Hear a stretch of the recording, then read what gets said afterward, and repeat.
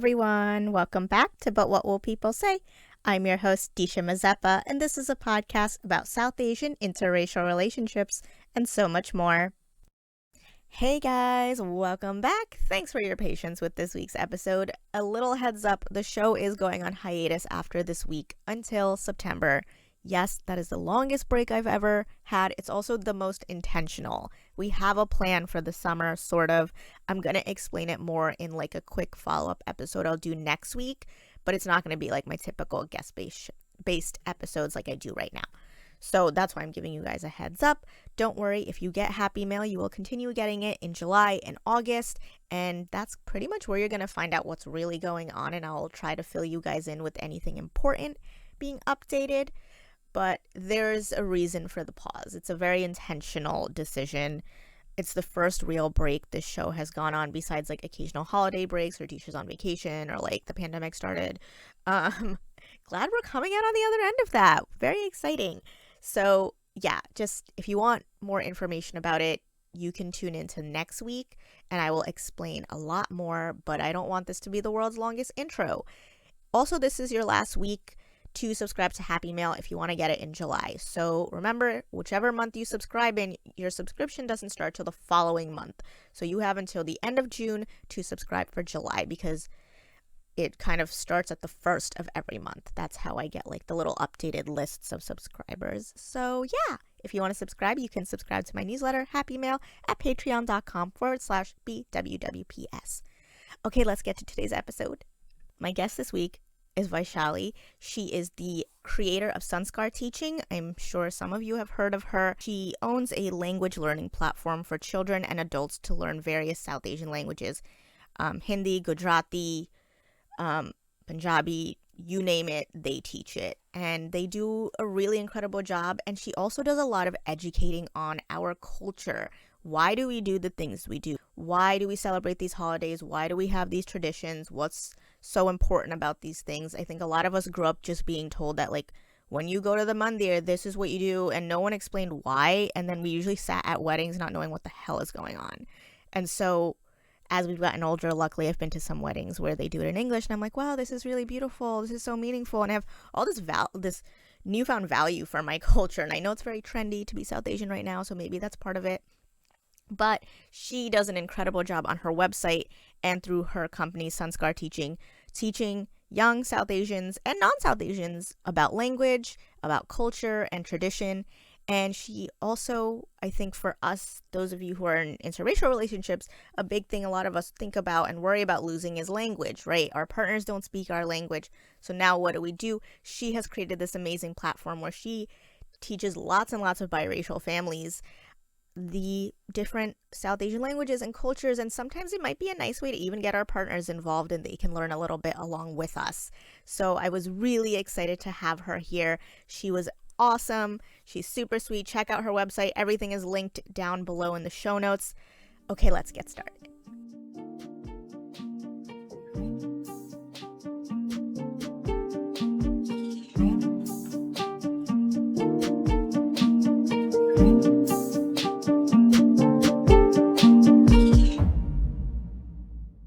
We're here with Vaishali. She is the founder and CEO of Sanskar Teaching. So welcome to the show. Thanks for joining us. Hi, thank you for having me. Can you tell us a little bit about who you are and your brand? I'd love to. So my name is Vaishali Patel, and I started Sanskar Teaching about 5 years ago. One of the reasons, so my background is I grew up in India. I was 16 when I came here, very rough age to transition to a whole new country.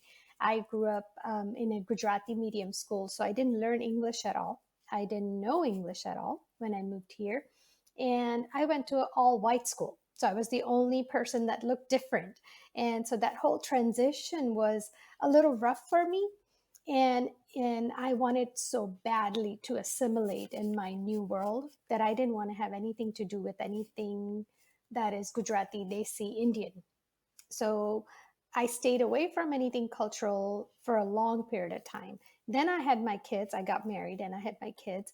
And I realized how much I missed that. I wanted to make sure that my kids knew who they were And I guess I grew up too from 16 to when I had my kids. I realized how important it was to really honor yourself. And I would drive, I live in San Diego, and I used to drive 2 hours every Saturday so that my kids could learn Gujarati at our temple in LA. And it got really tiring. So, we would get cranky and we're snapping at each other, and traffic and all that goodness that goes with it. But so, what I decided to do is I discovered Google Hangout in that time frame. And so I started doing our Gujarati lessons online because I knew Gujarati. So I started teaching my kids and my sister-in-law's kids and my best friend's kids. And slowly, I was getting really comfortable doing it. And I was seeing results, how the kids were having fun learning Gujarati online. And it was my son actually who said, Mom, you're really good at this. Why don't you start a business teaching Gujarati? Initial thought, what? Who's going to want to learn Gujarati, because everybody speaks it at home or whatever it is. And my best friend was with me, and we kind of jumped in and we started Sanskar Teaching. And I am absolutely loving this journey because not only that I'm rediscovering my love for Gujarati, and I'm getting to share what I love with everybody else. And I'm surprised that how many young parents actually value this language and culture so much that they want to make sure that they bring it to their families. And our company has expanded, so we're no longer just teaching Gujarati. Now we have Hindi, Punjabi, and Marathi. And this summer, we're introducing Telugu and Malayalam too. So I'm super excited. But that's a little bit about me. That's amazing. That's so cool. And I think you're right. We've all been in your shoes, right? Where we grew up here in America and we all went through the phase of denying our brownness, I guess, Yes. Yeah. and trying to assimilate. We try to fit in. And then as you get older, you start realizing like you do miss parts Mm-hmm. of your culture you grew up with. I know I did, and I still do. Even now, I luckily I live right next to my mom's house, so I will berate her whenever I feel like Right. it Yeah. and take her food. But, you know, as someone like me and a lot of the people who listen to this podcast, when we decide to bring home a partner who is not Indian, the automatic response besides you'll get divorced is you're throwing away your culture. Mm-hmm. You're For sure. Yeah. choosing to get rid of it. You don't want any part of it because you chose someone who isn't. And so there's this added pressure of now it's not on both parents' shoulders to pass on the culture. It's just on one person, Mm-hmm. really. That's how it feels. Even if you have the world's most supportive partner, like my husband doesn't speak Gujarati, right? And some of our partners will go and want to learn the language, which Mm-hmm. you guys offer Yeah. adult courses, which is Yep. really cool. But not all of them. And then when you have kids, it's like a whole other thing. Mm-hmm. And For so what sure. I love about your like brand, your website, is that you offer all these different things and different resources that can make us feel connected to our culture without feeling judged for our own decisions For sure. to, not marry someone brown. And so that's what I really liked about it. And that's why I wanted to have you on so badly. Thank Because I you. was like, there's so few people that you can talk to without that judgment coming in For first, sure. without the first answer being, well, if you were so worried about your culture, you could have just brought home a nice Gujarati boy, right? Then you Right. wouldn't have this problem. Like, we would still have this problem. I Yes. promise you that. And Definitely. I'm sure not every Indian kid speaks Gujarati or whatever, and Exactly. even fluently, right? I Yeah. understand everything, but as I speak it less and less, and as my grandparents have some of them have passed away, I don't speak it as often, and so it gets Right. harder.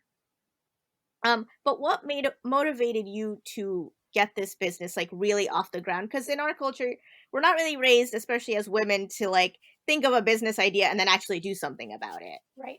Yeah. So one of the, going back to what you said, I think culture is not just about, the language. It's a way of life, right? So even though you may marry somebody who's not part of your language speaking community or culture, as long as, they're open, they want to learn, and you can incorporate your ways of life, your little things do. And this is what I love about the platform that we've created is that it goes beyond language. We explore little things. Why do we do this? Why, as Gujarati people?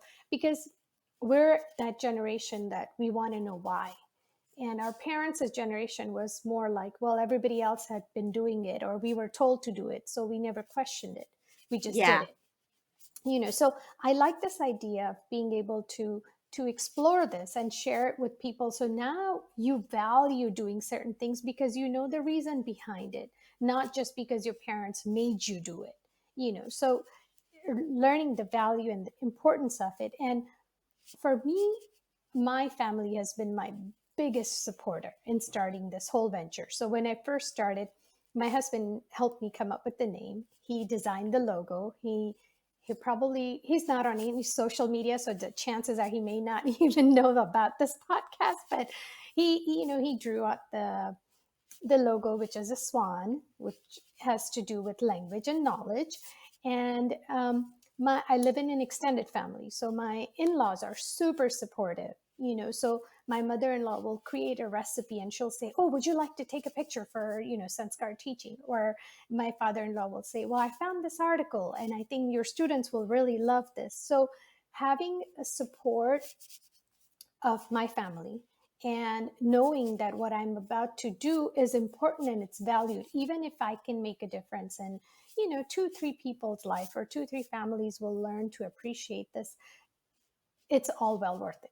And what I really love is I come across families that I've known for a long period of time that chose to speak English at home because it's easier. We all live in a world where we have to know English.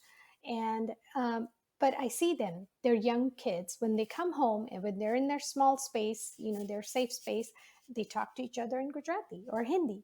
And that makes me happy because the more, like the other day, I'll give you a short example. One of our teachers teaches this thing where in Gujarati we say, how are you? Tame kem cho? And the response normally is, Hu majama chu, I'm doing well. One of the ways she described it to a young student was, well, he said, well, why do we only say I'm doing fine? And she said, well, we're Gujarati, and Gujarati people sometimes say, the default response is, I'm fine, hu majama chu. And it clicked. The parent reached out to me and she said he was so happy for the rest of the day because it clicked in him that I'm Gujarati. I belong somewhere. I'm here. This is my culture. This is the way, life has been led by all of my people, so it it makes me happy for somebody to feel like, hey, I belong somewhere. Because a lot of times where, depending on where you live, you do feel like you're looking for that acceptance, that need to belong to something, to somebody or some group, so that you could feel like this is who we are and this is what we do. Yeah, your website definitely creates the space for that, and your platform as a whole with your like little trivia Tuesdays. Those Oh, are my yes. favorite things because it makes me Yes. feel so good about myself. I'm like, I know Yes. all the words. Thank you. Yay. Uh, That's and they awesome. kind of keep reminding me of like Gujarati language just because I'm not exposed to it all the time, Right. like I used to be when I lived at home. But what are some of your favorite parts about your culture? So there are actually lots of things that I love now. I wouldn't have said this when I was 16 or 17, but the slowly as I'm growing up and getting wiser, I realized that one of the things I really like about our culture is this groundedness. That this sense of spending this. I don't. I mean, I'm trying to figure out what's the best way to say it is. Um, not spreading too thin, meaning that, okay, if I have $5, I'm going to spend $3, but I'm always going to save on that $2 or whatever that sense is, that, not going beyond your means. And this desire to always be there for somebody, helping somebody, because this is what the tight knit communities do, is that whenever somebody's in need, okay, everybody rallies together and then we're there for each other. If somebody comes over, we treat them like they're our own. You treat them like, hospitality. We're really, Gujarati people are really good at that, force feeding people, but not really, you know what I'm talking about, so there are lots and lots of good things. But I think It's just this idea that, we're the more you learn about what it truly means to be Desi, brown, Gujarati, is this idea that we're all one. It doesn't matter what part of the world you live in. Being able to accept other people and being open to, that is the core of our culture. I know that we don't see that a lot, because of our programming and conditioning or whatever's been going around. But I think what it truly means to be Gujarati to me is accepting others for who they are. Yeah, and you're right about that. I think the first time I really realized that, honestly, was my wedding. When I got married and I watched my entire family, like not just my parents, but like Mm-hmm. my aunts and uncles, my cousins, like my family in India, like getting on board and like sending whatever help that I needed, like It's getting wonderful. Yeah. getting the things for the puja or finding the priest Yeah. that spoke English or organizing the Oh, reception, like they all came in and like lifted up so many of the parts where I was just like I cannot handle all of this right now. yeah. Yeah. And like took it upon themselves without having like any expectation. Right. Like there's no like you owe us something or Exactly. like no, like we're a family. Even when I sent out my thank you cards, they were like, "Why are you giving this to us?" Like Right. you don't have to say thank you. Like you're a Yes. family, we have to do this. Like Yeah. we had to get you married, and I was like, "Well, thank you guys." Yeah. Uh, I know. but That's you grew up partially here in the United States. What's your favorite part about American culture? so, the funny thing is the similarities in both of our cultures that I grew up in California, and in California, it's a very diverse culture. And although when I first came here, I was in a small, school. Other than that, I've always felt accepted or being open to learning new things. And I think that's part of true American culture is, being open to learning new ideas and growing, not remaining in your little circle and see this is my safe world and I'm not going anywhere. It's more like, okay, let's see what's out there. And I love that. I think that's something that's wonderful. Yeah, and I find most people, at least if you're like friends with them already, I know as kids, like a lot of us faced a lot of the like not fitting in and not feeling like we belong Right. somewhere. But then at the same time, when we did find our friends, no matter where they were from, they had no problem with who you were. You know, obviously, Correct. sure, there's the outliers and the random kids in your school, but they weren't your friends, right? Right. Like my friends coming over, like my mom in typical Gujarati fashion would send out the rotli and make random things and my friends would graciously accept. And Yes. like even now, like as I got older and I got married, like we're more than happy to like be at our wedding and participate fully in everything from learning garba to just sitting through that santak ceremony that they Yeah. didn't understand a single Right. word, Yep. you know? For And sure. speaking of pujas that people don't understand, I like what you brought up that we were raised where our parents never questioned why we did things. Their explanation, if we asked, was, well, our parents did it, so we do it. But you're really bringing the meaning behind it, which adds the value that for a lot of us we were missing up until we got older and we had to discover it for ourselves. Um, why, what made you realize that was what would really bring the culture to life, like adding that value and meaning to all of these little things that we do. Right. So my kids is the biggest reason because my kids went to Waldorf schools. I don't know if you're familiar with them, but it's a Rudolf Steiner philosophy, and they actually learned a lot about India during while they were in grade school. And I used to parent volunteer at school, and they would come home and they would have lots of questions. And I was like, wait, I need to find out first for myself so I can explain it to them. And what I realized is certain things for especially for my son, when I took the time to explain it to him, he started embracing it wholeheartedly rather than just mommy's telling me to do it, so I have to do it. So and then I would hear him talk to his friends who are not Indian and explain the same concept to them. And I think it's when you take something like rituals, traditions, puja objects, because we have the sunk and the country or whatever other things that we have, knowing the significance of it, it kind of makes you respect and value those things a little more. And same in turn our parents for doing it, because for me it used to be before, in our family we had a ritual when the kids were younger that we did evening prayers together.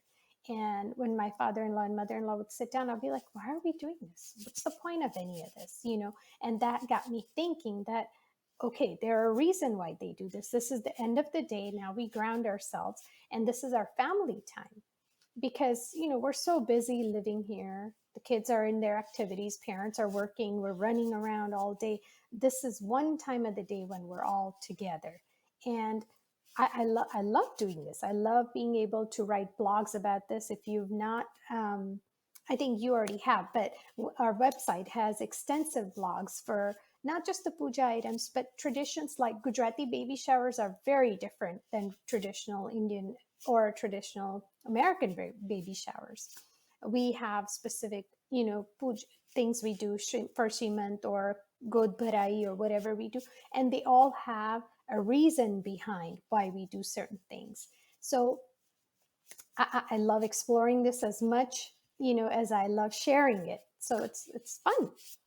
Yeah, and giving, kids like us the words to describe why we do them, you're right, like really adds the like, you have now meaning and you can explain to your friends why you do things. Because one of the posts I saw on your blog was the car puja. Yeah. And I was like, Yes. yeah, I actually have no idea why we do that. You just like Yeah. go to the mandir and there's that parking spot for the car Yes. puja. And I Yeah. was like, all right, mom, I guess we're gonna do this. Yeah.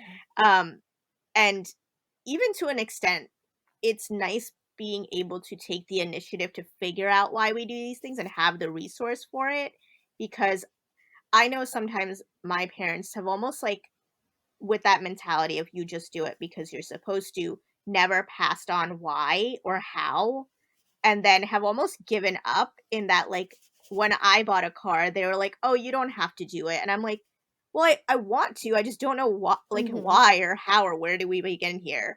Right. Um, and so your website has been a really great resource for Thank you. all of those things. And like, why do we do Diwali? And like, then I pass things on to my husband and I'm like, just read because I don't have the words right now. Yeah. Um, but it's been very handy. Thank you. So Indian culture, for most people who are not a part of it, they kind of associate it with Hindu culture, right? And they're not the same because obviously we have lots of other Yeah. religions and demographics represented in India. Do you ever find yourself having to explain the difference between the two? So one of the things we do, we on our website we have a Zoom school. We call it. It's the live classes that we teach for, as I mentioned, Hindi, Gujarati, Marathi, and Punjabi. A lot of times we will have parents that are enrolling in our classes that are not Hindu, and a lot of our curriculum and traditions and rituals are based on what I've grown up with. So that's what I teach. And one of the things in the last few years I've learned is that our students are beginning to learn that we don't just celebrate the Hindu festivals, because in India there are so many different religions. We've now incorporated some actually Parsi prayers, because there's a large Parsi communities that speaks Gujarati. Then we have some Muslim, grounding practices. I don't know if we'll call them prayers, but they're sayings that they do. So instead of teaching kids that Hinduism is the only way to go, we try to teach our students that there are different parts of, India, that Indian culture is not just limited to Hindu culture. It's a lot more than that. And most of the time I don't have any issues with it, where parents will say, well, my child will not learn this or something like that. And then we say, this is something that I've grown up with, and I strongly believe that any class should have a grounding practice before we start teaching. So your student can choose to sit out this part if you don't want them to learn this, or just close your eyes and just, ground yourself. It's simple as that. It's a 2-minute thing. So, but it is something dear to me. So I do try to incorporate that in all of our classes. So if it's a Punjabi class, our Punjabi teacher has come up with all the prayers that they sing at Gurdwara. And so they'll sing short ones, it's not a religious class, it is a language class. But we try to incorporate and give this idea to all of our students that, accepting every religion for whatever it is wholeheartedly is what our teaching is about. Yeah, that's really great. And it's very much kind of how, at least if you're in a household like mine where you have two religions, that's the same approach my husband and I have talked about taking with one day when we have kids, where these are all a part of who we are, right? We Mm-hmm. do Christmas and you go to church on Easter and we do all of those things, but then there's the Hindu side with me where we have Diwali and Mm-hmm. Holi and all of that. And this idea of picking one or the other is one thing we've tried really hard to make sure it doesn't happen, Right. where you don't have to pick. You can just, because a lot of people are like, oh yeah, you can raise them in both and then they'll pick when they're older. I'm like, or they could No. just stay both. Yes, Like, exactly. Yeah. I grew up Right. Hindu, but I've always celebrated Yeah, Christmas. right. I didn't pick, I just did it. Yeah. Um, Yeah. and so that's been, do you find that more typical families that you work with have kind of embraced a similar sort of mentality? Surprisingly, yes, because it's, I think a lot of the students that we have, the adult class students, are definitely in the classes because either they're, dating or marrying somebody who's not Gujarati, and which, I'm so impressed by all of our students because their dedication to immerse into their partner's culture, it's just amazing. I absolutely love it. And for parents, they have their religious preferences, like within even our Hindu, communities. We have Swaminarayan, we have Jain, we have lots of different ones. And what I try to remind people, that is, remind our student body and the parents, is that grounding practices are just that. They're not promoting one religion to other over anything. It's just, here we are, close our eyes, and we're about to learn. So give us the wisdom and courage that we need to learn whatever we can learn. Simple as that. And most parents are pretty much okay with it, even if it's, it's not something that they always agree on, but they're okay with it. Yeah, I think our generation has a very different parenting Yes, approach as it definitely. is, right? Yeah, We've seen the impact of being too insulated within our own communities for for sure. sure. Yeah. If you had any advice for blended families that are trying to pass on traditions and cultures, what would it be? It's something along the lines of what you said, that, if when you're in a blended family, and a lot of my immediate family is in a blended family, is not to value one more over the other, because I think incorporating culture means, actually, kids that grow up in blended family, I think, are more blessed in a sense, because they get to experience different cultures at the same time. And I think a lot of times what happens is, because, for example, if I marry somebody who's not Gujarati or not Indian, then my family is not very much with me on the board. Then I drop my full Gujarati culture and say, you know what, forget you guys, I'm going to move on to this.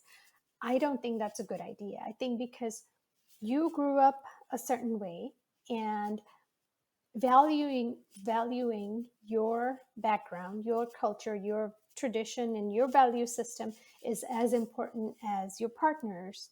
And you know it does, for me, always start with language. As much of language incorporation you can do, surrounding yourself with other people that speak the language, because there's something about it that just brings you back to who you are. Because it's those silly words that I can't translate in English. I don't know if you've seen my Kamra Masi spoof that I do on TikTok. Yes. I think that's something I feel like a lot of us kind of grew up with. And when you hear it, you're like, oh, I know exactly what you're talking about. Because then it kind of takes you back to those memories that you have stored in your brain. And you feel like, I want my kids to have this. I want my family to experience some of this. So, cooking your dishes that you loved so much growing up, blended families, you can include that in your family. It doesn't matter if it's blended family, regular family, normal, blah blah blah, however you want to call it. It's just doing what makes you happy. And a lot of those things are, simple traditions like taking shoes off outside your house, not wearing shoes in the house, or some things like that that are kind of subtly ingrained in our brain, but we don't realize that we're doing them. But continuing to do them so that our, next generation will also kind of carry that with them. And getting excited about festivals because that's fun. It's like, I don't know how you grew up, but like getting to go to the mandir when it's Diwali, or getting to see your friends, and dressing up, those kind of things for Navratri or Garba, or simple things like that. I think that will keep that culture around you and keep you connected to your culture. Yeah. And those little things never stood out to me until I moved in with my husband, and then he would point them out. And not in a mean way, but he'll just be Sure. like, "Why are you doing that?" I'm like, Yeah. "Oh, I don't know. Just do I it. just do that." Yeah. And he's like, "I don't do that." I'm like, "Oh, well, this is a thing I do." And I you, know because what you you don't mean. realize it. Yeah, you just take it for granted. I'm like, this is just a lifestyle thing, like the whole not wearing shoes in the house. And he has adopted that. Not that it was a discussion, because I was like, no, we're not wearing shoes in the house. I'm not cleaning the floor every day, buddy. Definitely. Yeah. But like he's come to like really embrace some of those Yeah. things, or like he has learned to make chai, and then Oh, so that's he can do that. wonderful. And so it's smaller things for Yeah. him. I don't know if he'll ever learn Gujarati. I think there's a certain point where we've lost it. He knows like enough phrases, Good where enough. like Yeah. if he's in the room with my family, he can catch up on like Oh, what they're perfect. talking about, Yeah. but like he can't speak it. But like he's a, Well, if and when he ever wants to learn, he's more than welcome to join our school. So, Yeah, I'll probably send when we eventually hopefully have kids. Be like, well, now I know where we're yeah. sending them, because that is one thing we talked about. I was like, American culture, it's easy to pass on, right? We're living in Yes, this exactly. country.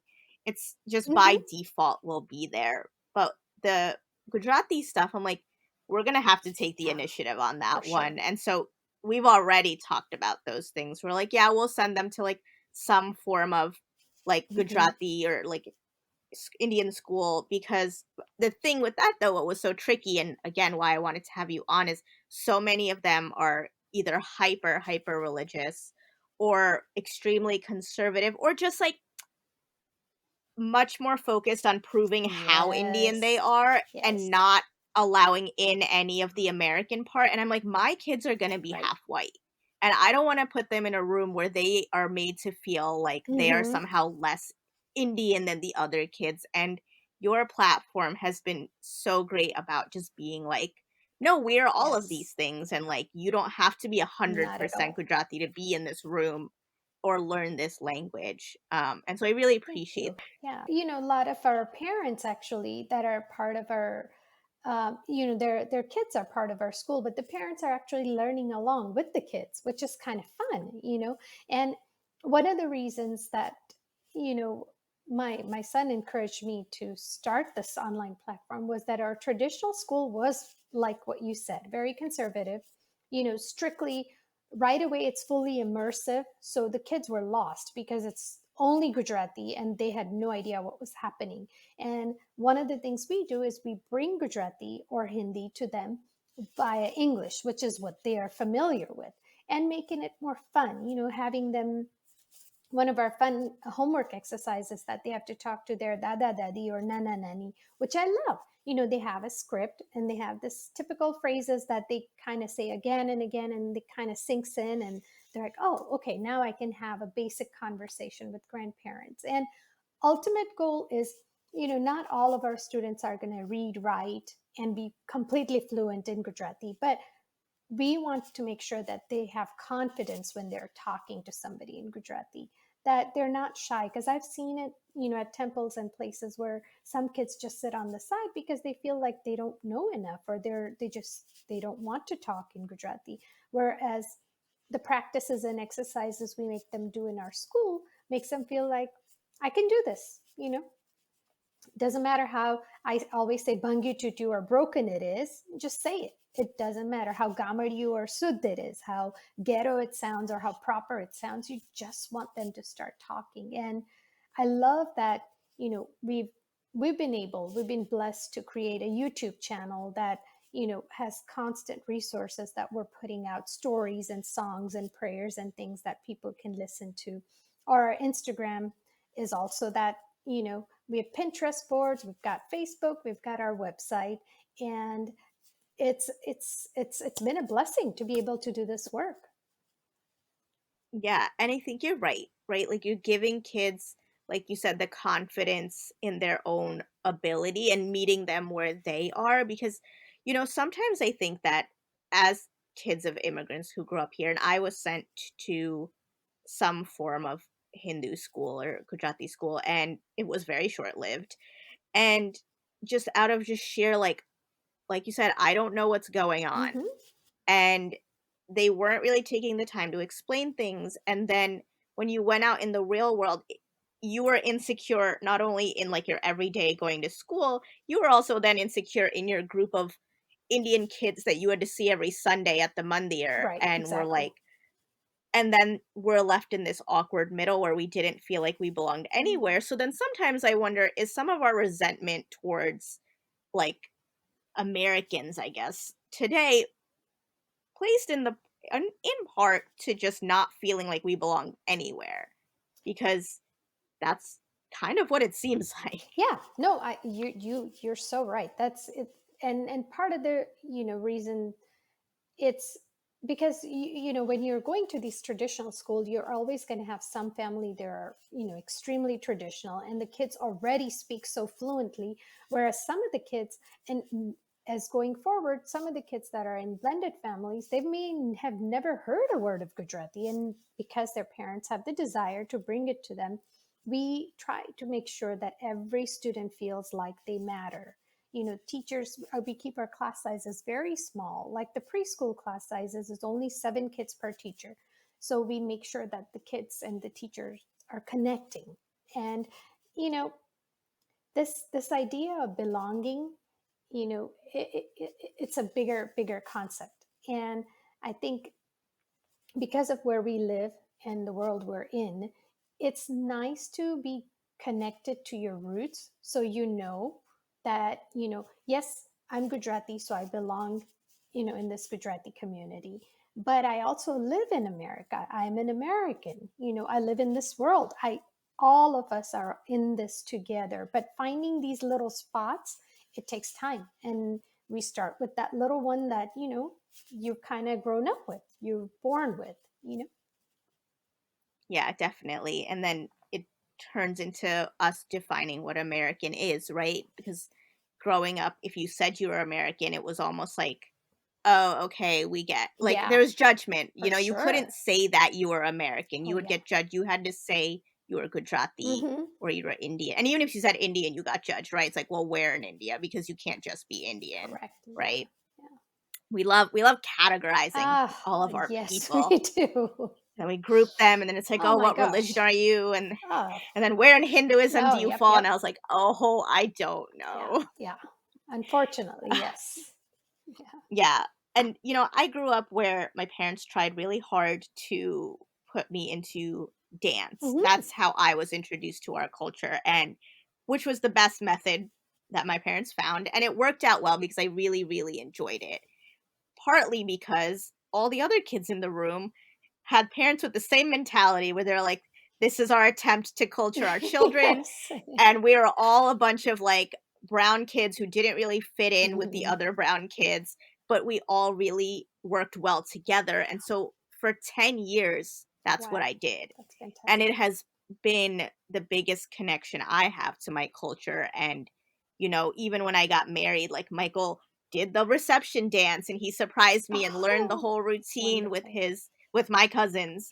Um, and so culture, I always say, is you can incorporate the different things that brought For the sure. most value to you. And so for me, it probably is going to be dance in some capacity that is Gujarati based, but then also probably just Bollywood, American you were dance saying. too, Bollywood, the whole Hmm. thing. I did a lot of Garba and then like Bharatanatyam and just all of That's that. wonderful. Um, and food, and then with you, and then there's language, right?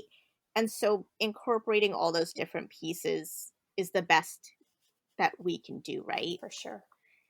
Do you ever wonder or worry about the loss of language? I do big time.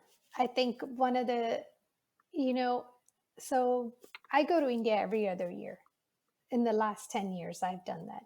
And what I see is actually the loss of Gujarati in India is so big because, we're going into this global economy and people know that English is important. If you don't know English, it would be difficult for you to survive anywhere in the world. And even within India, the importance of English is so much that people are putting Gujarati on the back burner. Like everybody, even the smallest shops you visit, they all speak English. And, the kids at home are encouraged to speak English. Nobody wants. So I know that just within that small space that I know in India, it's being lost. And then here what I see is parents, people our generation would, they speak Gujarati, or at least my generation, they speak fluent Gujarati, they understand it. Yet when they're together, they continue to speak in English because it's the comfort language. I totally get that because when you're thinking in English, it's easy to speak in English. For Gujarati, you have to put an effort.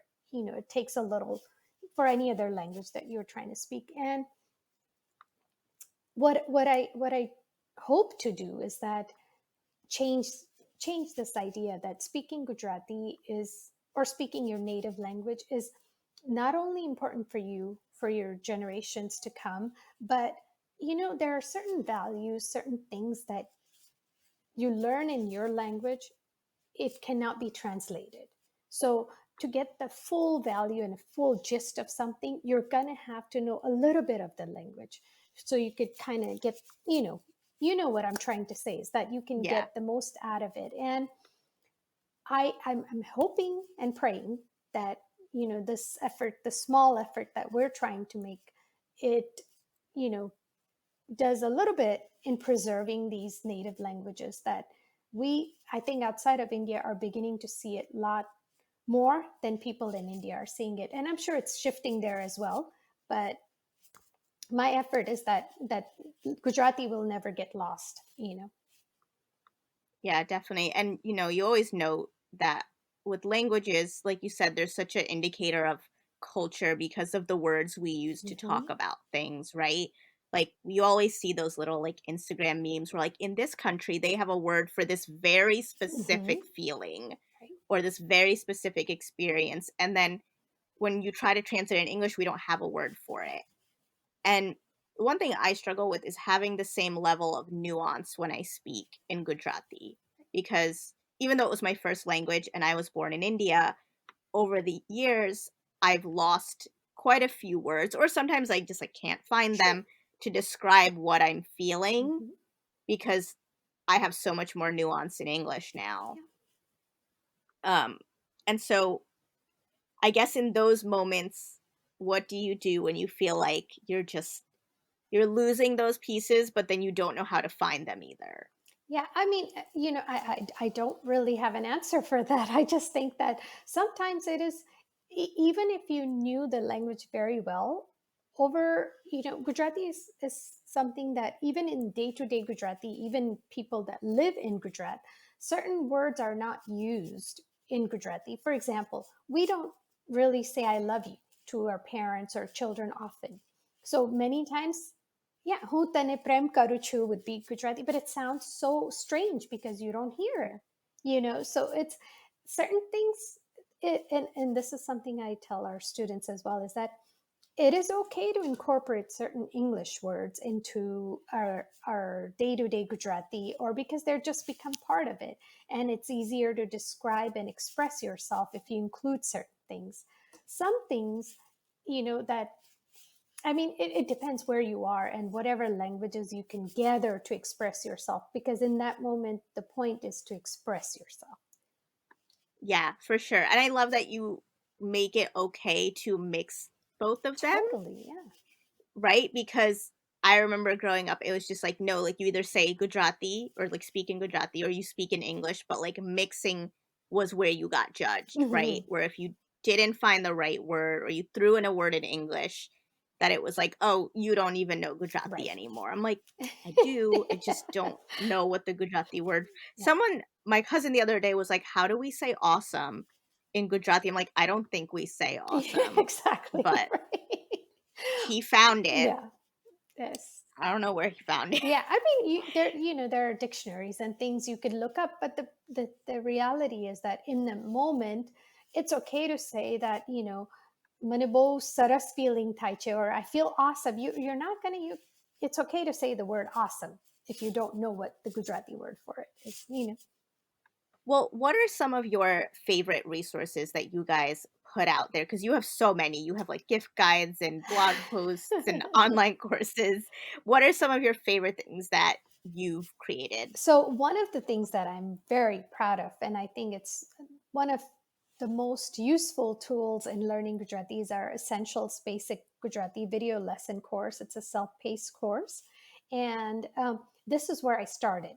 Before even I started the website, my best friend and I would get together and she would film me. And uh, being in front of the camera is not my thing, or it wasn't back then. So, it took so many takes. And what this course is really is it introduces you to Gujarati. So basic practices of if you're thrown into a Gujarati gathering, what kind of things you would say, like the cultural norms and how you would say it in Gujarati, how you would express yourself. There's alphabet for those of us that want to learn how to read and write Gujarati. There are take-home activities. Um, that's an excellent resource to kind of dip your feet into learning Gujarati. And then for younger kids, there is, the songs, the nursery rhymes package, or the stories, or prayers. And these are fun because a lot of times parents actually don't know how to read and write Gujarati, but they want to pass down these stories and songs to their children. So these are spelled out phonetically in English.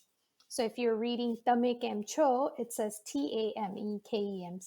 So you could kind of read it without knowing how to read and write Gujarati.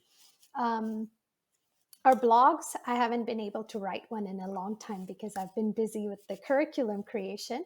But, there's lots of wonderful blogs. There are simple things like, why do brown kids have the kajal in their eyes? What's the significance of it? Or, why do we, bend down and touch our elders' feet?